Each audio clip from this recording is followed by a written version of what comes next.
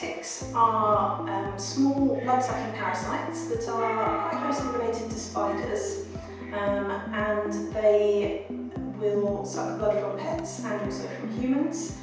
They don't jump, they don't fly, but they get onto your pet by climbing up blades of grass and then waiting until your pet brushes past them, and then they climb up onto your pet.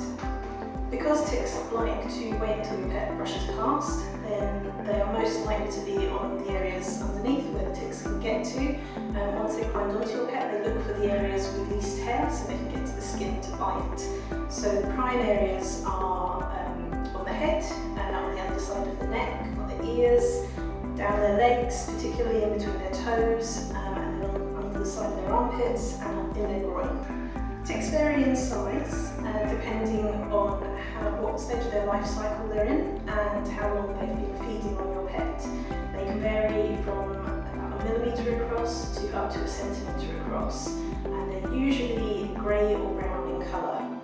They're easier to feel on your pet often than they are to see, so it's important to get hands on and have a good feel for them. Sometimes you'll feel a lump around the area where the tick is bitten, rather than actually feeling the tick itself first. So if you can feel any lumps or bumps, it's important to then part the fur and have a good look. If you do find a tick on your pet, then it's really important to try and remove it as soon as possible.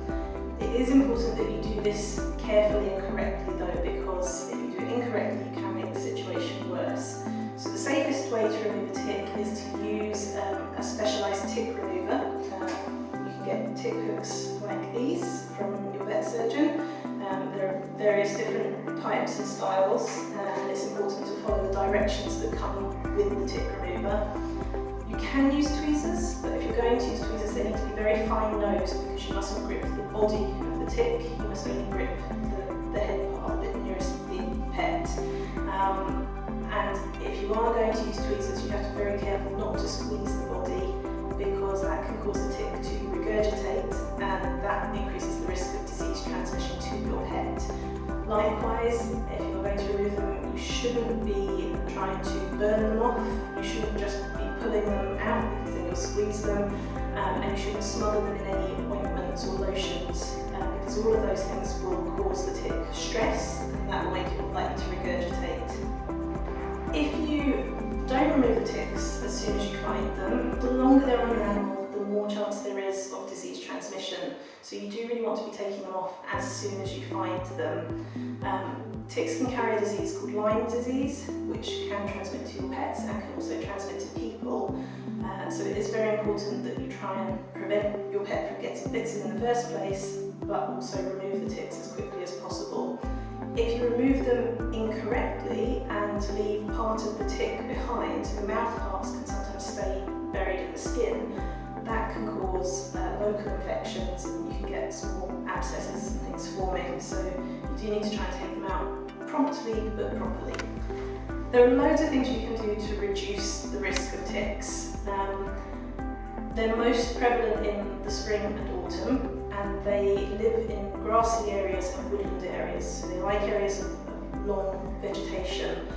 So the best plan is to avoid those kind of areas at those times of years, particularly if you know there are lots of sheep or deer in those areas, and try and avoid those places. Stick to the paths, don't let your dog go into the long grass. Failing that, you can obviously use a whole host of commercial preventative products. They range from spot-ons, sprays, you can get collars that are impregnated with chemicals.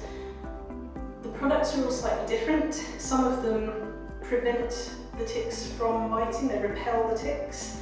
Some of them only kill the ticks once they've bitten. So obviously it might be slightly preferable if you pick one that repels as well as kills the ticks, but your best bet would be to discuss your needs with your own vet, because some of the products last longer than others, and some are more appropriate in certain areas of the country than others.